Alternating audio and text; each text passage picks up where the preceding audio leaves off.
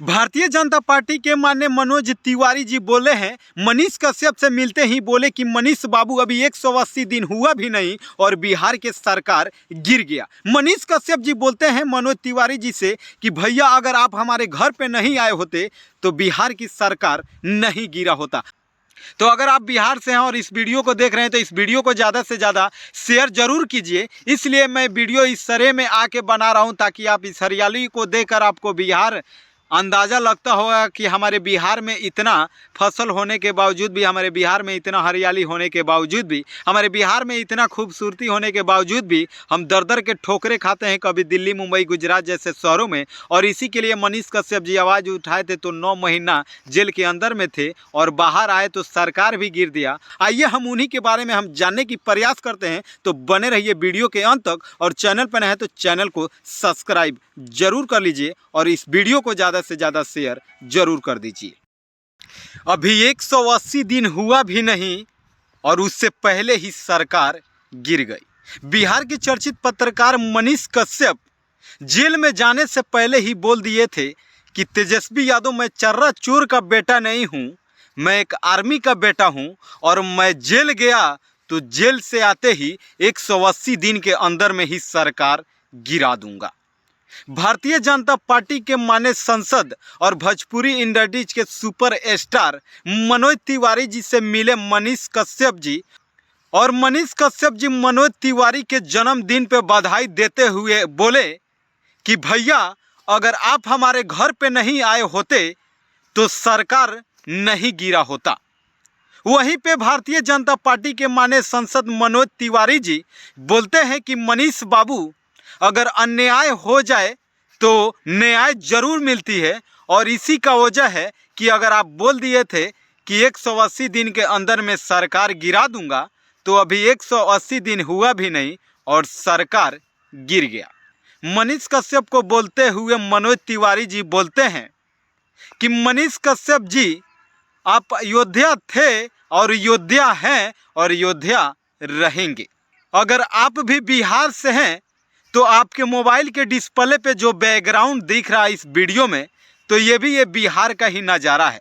जो आपके पीछे बैकग्राउंड में मेरा जो बैकग्राउंड दिख रहा है हरी हरी, वो कोई कुछ और नहीं, ये गेहूं है। ये गेहूं का फसल है और इसलिए मैं इस वीडियो को बना रहा हूं इस गेहूं के सामने कि अगर आप भी बिहार से हैं तो इस वीडियो को देखकर ज़्यादा से ज़्यादा शेयर कर दीजिए और चैनल पर नए हैं तो चैनल को सब्सक्राइब जरूर कर लीजिए। इसलिए कि अगर आप भी बिहार से हैं और हमारे बिहार में इतना हरियाली होने के बावजूद भी हम बिहार में तो वोट देते हैं, लेकिन रोजगार के लिए, पैसे के लिए, नोट के लिए, अपने घर परिवार को चलाने के लिए दिल्ली, मुंबई, गुजरात जैसे शहरों में, तमिलनाडु जैसे शहरों में, साउथ जैसे शहरों में, कभी महाराष्ट्र तो कभी पूना तो कभी गुजरात तो कभी दिल्ली तो कभी अलीगढ़ तो कभी हैदराबाद तो कभी पुणे तो कभी कहीं तो कभी कहीं, इसलिए जाते हैं कि हमारे बिहार में इतना हरियाली होने के बावजूद भी अपने परिवार को चलाने के लिए, अपने रोजगार के लिए दर दर के ठोकरे खाते हैं। ये ठोकरे हम नहीं खाते हैं, हमें ये ठोकरे खिलाया जाता है और खिलाने वाले से दोषी ज़्यादा सबसे दोषी हम हैं कि हम जात और धर्म के नाम पे और कुछ पैसे के नोट के सहारे हम वोट उन लोगों को देते हैं जो कहीं ना कहीं हमें लाचार बनाने की प्रयास करते हैं, हमें बेवकूफ़ बनाने की प्रयास करते हैं, हमें बेसहारा बनाने की प्रयास करते हैं। और इतना हरियाली छोड़ने के बावजूद, इतना हरियाली को देखने के बावजूद भी, हमारे स्टेट में इतना हरियाली होने के बावजूद हम अलग अलग स्टेट में जाते हैं सिर्फ रोजगार के लिए। तो सबसे बड़ा जिम्मेवार हम ही है। और आप जो देख रहे हैं तो आपके इस वीडियो देखने से आपके भी शरीर की रोंगटे खड़े हो जाएंगे ये बातें को सुनकर कि ये मनीष कश्यप जी के बारे में हम इसलिए बातें करता हूं बराबर, और बहुत सारे लोगों हमें भला बुरा बोलते हैं कि मनीष कश्यप के ही बारे में क्यों बोलते हो। तो मैं इसलिए बोलता हूं कि आपके जो सामने मोबाइल के डिस्प्ले पे जो हमारे पीछे जो बैकग्राउंड आपके हरियाली देख रहा है, आपके बिहार में, हमारे बिहार में इतनी हरियाली होने के बावजूद भी, इतना फसल होने के बावजूद भी हम दर दर के ठोकरे खाते हैं। इन्हीं बिहारियों मजदूरों के लिए आवाज़ उठाने के लिए मनीष कश्यप जी बिहार के लिए तमिलनाडु में जो कांड हुआ था जो बिहारियों के साथ अन्याय हुआ था, उन्हीं अन्याय को लिए मनीष कश्यप जी गए थे तमिलनाडु जैसे शहरों में और यहाँ बिहारी मजदूरों के लिए आवाज़ उठाए थे। और वहीं आवाज़ की वजह से मनीष कश्यप जी के ऊपर एनएसए लग गया था, उनके ऊपर कार्रवाई हो गया था। यहाँ तक मनीष कश्यप जी के घर के कुर्की जब्ती हो गया था। और मनीष कश्यप जी पहले ही बोल दिए थे जेल में जाने से पहले कि अगर हमारा जेल हुआ, अगर हम गिरफ्तार हुए तेजस्वी यादव, तो हम 180 दिन के ही अंदर में सरकार गिरा देंगे। तो मनीष कश्यप जी को जेल में 9 महीना से आने के बाद अभी 80 दिन भी नहीं हुआ और सरकार गिर गया। भारतीय जनता पार्टी के माने सांसद मनोज तिवारी जी और भोजपुरी इंडस्ट्रीज के सबसे सुपर स्टार मनोज तिवारी जी मनीष कश्यप जी से मिले और बताए कि आप योद्धा थे और योद्धा हैं और योद्धा रहेंगे। और आप मनीष कश्यप बाबू बोले थे कि 180 दिन के अंदर में सरकार गिरा देंगे और अभी 80 दिन भी नहीं हुआ और सरकार गिर गया।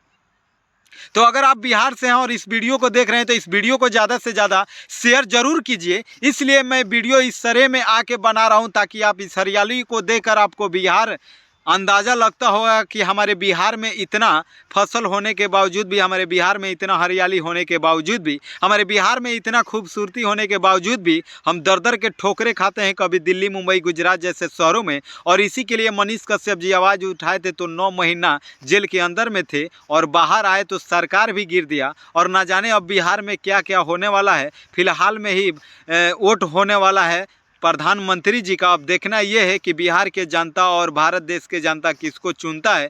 कहीं ना कहीं हम सभी लोगों से बताएंगे कि हम जिनका फ़ैन है, मैं साफ साफ बोल देता हूं कि मैं मोदी जी का फ़ैन हूं। कहीं ना कहीं हमें बिहार को बदलाव करने के लिए, हमारे बिहारियों को बिहार में रोजगार देने के लिए कहीं ना कहीं अच्छी से अच्छी सरकार हमारे आए और कहीं ना कहीं हमारे बिहारियों मजदूरों को और हमारे बिहार के जो लोग हैं उनको कहीं ना कहीं बिहार में ही रोज़गार मिले। क्योंकि हम बिहारी होने के बावजूद भी अपने ही घर परिवार से मिलने के लिए दूसरे से इजाज़त लेते हैं और कहीं ना कहीं सबसे ज़्यादा हम अगर उसमें जिम्मेवार हैं तो हम बिहारी हैं।